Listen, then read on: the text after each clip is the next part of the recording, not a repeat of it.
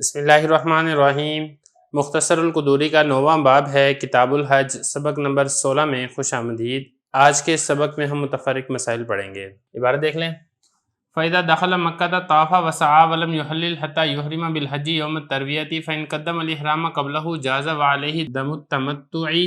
فَإِذَا حَلَقَ يَوْمَ النَّحْرِ فَقَدْ حَلَّ مِنَ الْإِحْرَامَيْنِ وَلَيْسَ لِأَهْلِ مَكَّةَ تَمَتُّعٌ وَلَا قِرْآنٌ وَإِنَّمَا لَهُمُ الْإِفْرَادُ خَاصَّةً۔ وَإِذَا عَادَ الْمُتَمَتِّعُ إِلَىٰ بَلَدِهِ بَعْدَ فَرَاغِهِ مِنَ الْعُمْرَةِ وَلَمْ يَكُنْ سَاقَ الْهَدْيَ بَطَلَ تَمَتُّعُهُ وَمَنْ أَحْرَمَ بِالْعُمْرَةِ قَبْلَ أَشْهُرِ الْحَجِّ فَطَافَ لَهَا أَقَلَّ مِنْ 4 أشواط ثُمَّ دَخَلَتْ أَشْهُرُ الْحَجِّ فَتَمَّمَهَا وَأَحْرَمَ بِالْحَجِّ كَانَ مُتَمَتِّعًا، فَإِنْ طَافَ لِعُمْرَتِهِ قَبْلَ أَشْهُرِ الْحَجِّ 4 أشواط فَصَاعِدًا ثُمَّ حَجَّ مِنْ عَامِهِ ذَلِكَ لَمْ يَكُنْ مُتَمَتِّعًا، وَأَشْهُرُ الْحَجِّ شَوَّالٌ وَذُو الْقَعْدَةِ وَعَشْرٌ مِنْ ذِي الْحِجَّةِ، فإن قدم الإحرام بالحج عليها جاز إحرامه وانعقد حجه، وإذا حازت المرأة عند الإحرام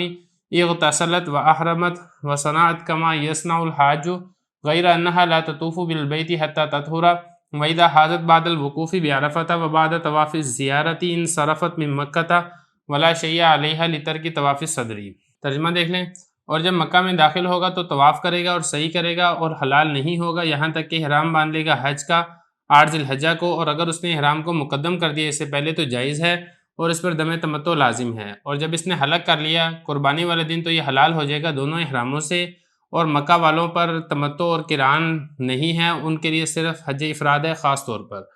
اور جب متمتع واپس لوٹ آئے اپنے شہر کی طرف عمرہ سے فارغ ہونے کے بعد اور اس نے ہدی کو نہیں ہکایا تو باطل ہو جائے گا اس کا تمتع، اور جس شخص نے احرام باندھا عمرہ کا اشہر حج سے پہلے اور اس نے طواف کر لیا 4 چکروں سے کم میں، پھر اشہر حج داخل ہو گئے اور اس نے اس کو پورا کر لیا اور احرام باندھ لیا حج کا تو وہ متمتع ہوگا،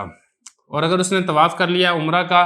اشہر حج سے پہلے 4 چکر یا اس سے زیادہ پھر اس نے حج کیا اسی سال تو وہ متمتع نہیں ہوگا، اور اشہر حج شوال، ذوالقعدہ اور ذی الحجہ کے 10 دن ہیں، اور اگر اس نے احرام کو مقدم کر دیا حج کے لیے ان مہینوں سے پہلے تو اس کا احرام جائز ہے اور اس کا حج منعقد ہو جائے گا، اور جب عورت کو حیض آ گئے احرام کے وقت تو وہ غسل کرے گی اور احرام باندھے گی اور کرے گی جیسا کہ حاجی کرتے ہیں، سوائے اس کے کہ وہ بیت اللہ کا طواف نہیں کرے گی یہاں تک کہ پاک ہو جائے، اور اگر اس کو حیض آ جائے وقوف عرفہ اور طواف زیارت کے بعد تو مکہ سے واپس لوٹ آئے گی اور اس پر کوئی چیز لازم نہیں ہوگی طواف صدر کے چھوڑنے کی وجہ سے۔ عبارت ہوگی ہے، ترجمہ ہو گیا ہے، اب چلتے ہیں اس کی تشریح کی طرف۔ تو دیکھیں آج کا جو سبق ہے اس میں حج تمتع کے بارے میں تھوڑے سے مسائل ہیں اور اسی کے ساتھ ساتھ کچھ متفرق مسائل بھی ذکر کیے جا رہے ہیں۔ سب سے پہلا مسئلہ جو ذکر کیا ہے وہ اس حاجی کے بارے میں کیا ہے جو کہ حج تمتع کرنے والا ہے۔ دیکھیں حج تمتع کے بارے میں نے آپ کو بتایا تھا کہ اس کی 2 قسمیں ہیں، ایک تو وہ حاجی تھا جو ہدی کو ہنکا کر نہیں لے کر گیا ہے، اس کے بارے میں آپ کو بتا چکا ہوں کہ جب وہ عمرہ کر لے گا تو پھر حلق یا قصر کر کے وہ احرام کو کھول دے گا۔ جو دوسرا حاجی تھا جو اپنے ساتھ ہدی کو ہنکا کر لے کر گیا تھا اس کے بارے میں بتا رہے ہیں کہ وہ عمرہ کرنے کے بعد حلق یا قصر نہیں کرے گا اور احرام کو نہیں کھولے گا یہاں تک کہ پھر وہ 8 ذی الحجہ کو وہ حج کا احرام باندھ لے گا، اور جس وقت وہ 10 ذی الحجہ کو قربانی کرے گا اس قربانی سے پھر وہ دونوں سے ہی وہ حلال ہو جائے گا، عمرے سے بھی اور حج سے بھی۔ یہ بتا رہے ہیں کہ جب یہ مکہ میں داخل ہوگا کس کی بات ہو رہی ہے، یہ اس حج تمتع کرنے والے کی بات ہو رہی ہے جو کہ ہدی کو ہنکا کر لے کر گیا تھا، جیسے کہ میں نے سبق نمبر 15 میں بھی آپ کو بتایا ہے۔ تو وہ طواف کرے گا صحیح کرے گا لیکن حلال نہیں ہوگا یہاں تک کہ یوم ترویہ کو حج کا احرام باندھ لے گا۔ دیکھیں 8 ذی الحجہ کو احرام باندھا یہ اس سے پہلے احرام باندھا اس کو اختیار ہے، بلکہ بہتر یہی ہے کہ یہ پہلے ہی احرام باندھ لے، 7 کو باندھ لے، 6 کو باندھ لے، 5 کو باندھ لے، جب یہ عمرے سے فارغ ہو جتنا جلدی یہ حج کا احرام باندھتا ہے اتنا ہی اس کے لیے اجر اور ثواب زیادہ ہے۔ فرما رہے ہیں کہ اگر اس نے احرام کو اس سے پہلے کر دیا مقدم کر دیا تو جائز ہے اور اس کے اوپر ثواب بھی ہے، اور یہ جو حج تمتع کرنے والے اس کے اوپر دم تمتع لازم ہوتا ہے جیسے کہ میں آپ کو بتا دیا ہے، اور جب یہ حلق کرے گا یوم نحر یعنی 10 ذی الحجہ کو تو پھر دونوں احراموں سے حلال ہو جائے گا۔ ایک احرام تو ہوتا ہے اس کا تھا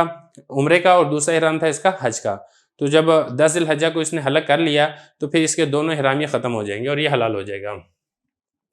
اگلا مسئلہ یہاں پر یہ ذکر کیا ہے کہ جو مکہ والے ہیں وہ حج تمتع نہیں کر سکتے ہیں، حج قران نہیں کر سکتے ہیں، وہ صرف اور صرف حج افراد ہی کریں گے، ان کے لیے یہ دونوں کرنے کی اجازت نہیں ہے۔ اور اس کے بعد آگے مسئلہ حضرت نے یہ ذکر کیا کہ جو حج تمتع کرنے والا تھا اس نے عمرہ کر لیا، عمرہ کرنے کے بعد پھر وہ اپنے شہر کی طرف واپس لوٹ آیا ہے اور وہ ہدی کو ہنکا کر نہیں لے کر گیا تھا تو اس کا جو حج تمتع یہ باطل ہو جائے گا۔ فرما رہے ہیں کہ جو حج تمتع کرنے والا ہے وہ عمرے سے فارغ ہونے کے بعد اپنے شہر واپس لوٹ آیا، فیصل آباد واپس آ گیا اور اس نے ہدی کو نہیں ہنکایا تھا تو اس کا تمتع باطل ہو جائے گا۔ اس کے بعد اگلا مسئلہ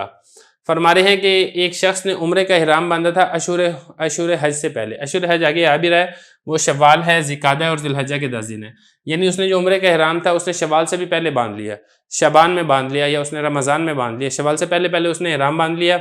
और फिर उसने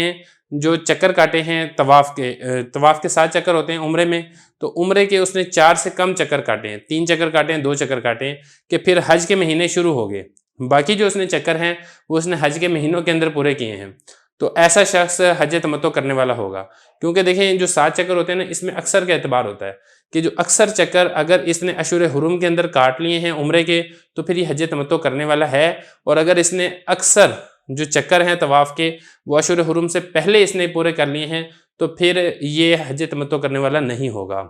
देखिए ये फरमा रहे हैं कि जिस शख्स ने उम्रे का इहराम बांधा अशूर हज से पहले और उसने तवाफ़ किया है 4 चक्कर से कम में, फिर अशूर हज दाखिल हो गए। मिसाल के तौर पे रमज़ान थी, रमज़ान की आखिरी तारीख थी, इसने 3 चक्कर काटे थे कि यकम शवाल होगी, ईद उल फितर होगी, तो इसने बाकी 4 चक्कर हैं वो इसने ईद उल फितर वाले दिन काटे हैं, ईद उल फितर से अगले दिन इसने पूरे किए हैं। तो चूंकि अब इसने अक्सर चक्कर इसने अशूर हज के अंदर काटे हैं, लिहाजा ये तमत्तो करने वाला शुमार होगा।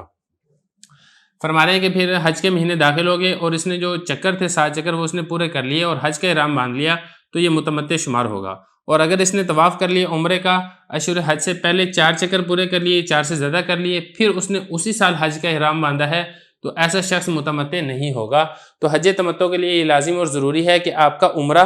और आपका हज तो खैर होता ही ज़िलहज्जा में है, आपका उम्रा जो है वो अशूर हज के अंदर ये होना लाजिम और ज़रूरी है, और उम्रे के अंदर भी यही है। अगर 7 चक्करों में से 4 चक्कर आपके अशूर हज में हो जाते हैं तो फिर तो आप मुतमत्ते शुमार होंगे, अगर नहीं होते हैं तो आप मुतमत्ते शुमार नहीं होंगे। ये बता रहे हैं कि अगर उसने 4 चक्कर पहले कर लिए थे या ज़्यादा कर लिए थे, फिर उसने उसी साल हज भी कर लिया, तो ये मुतमत्ते शुमार नहीं होगा। और अशूर हज कौन से हैं? वो शवाल है, ज़िकादा है और ज़िलहज्जा के 10 दिन हैं। उसके बाद अगला मसला, फ़ैन कदम इहराम बिलहज्जी अलैहा जाज़ा इहरामुहु व नक़दा हज्जुहु। मसला यहाँ पर यह जिक्र किया जा रहा है, अशूर हज आपके सामने आ चुके हैं, शवाल, ज़िकादा और ज़िलहज्जा। जो हज का इहराम है इन महीनों के अंदर ये बांधना लाजिम और ज़रूरी नहीं है। अगर किसी शख्स ने इन महीनों से पहले ही हज का इहराम बांध लिया है, फिर उस इहराम की पाबंदी करते हुए हज कर लेता है, तो इसका इहराम भी दुरुस्त है और इसका हज भी मुनाकिद हो जाएगा। ये बता रहे हैं कि अगर उसने हज के इहराम को मुकद्दम कर दिया अशूर हज से पहले, तो इहराम भी जायज़ और इसका हज भी मुनाकिद हो जाएगा। देखिए अगर हज के अंदर औरत को हैज़ आ जाता है तो फिर क्या मसला है। देखिए जो औरत है वो हालत हैज़ के अंदर सिर्फ एक काम नहीं कर सकती, और वो है बैतुल्लाह का तवाफ़। बाकी जितने काम हैं वो सारे के सारे कर सकती है। मिसाल के तौर पे वो मिना भी जा सकती है, वो शैतान को कंकर भी मार सकती है, और इसी तरीके से वो वकूफ़ अरफा भी कर सकती है, वकूफ़ मुज़दलिफ़ा भी ये कर सकती है। सिर्फ़ और सिर्फ ये है कि वो जो तवाफ़ उसने करना है वो तवाफ़ को मौखर करेगी यहाँ तक कि वो पाक हो जाए, फिर पाक होकर फिर ये तवाफ़ करेगी।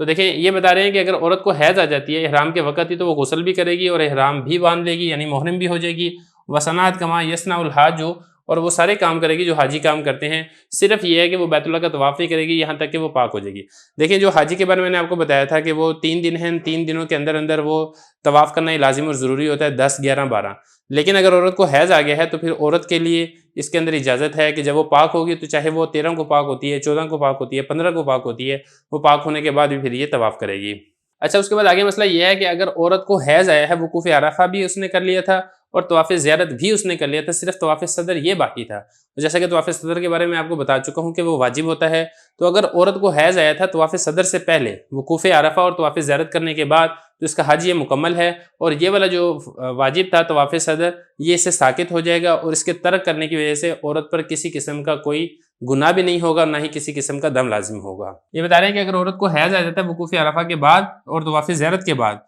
इन सरफ़ा, तो वो वापस लौट आएगी अपने शहर मक्का से, वापस आ जाएगी, वला शै अलैहा, और उस पर कोई चीज़ लाजिम नहीं होगी तवाफ़ सदर को तर्क करने की वजह से।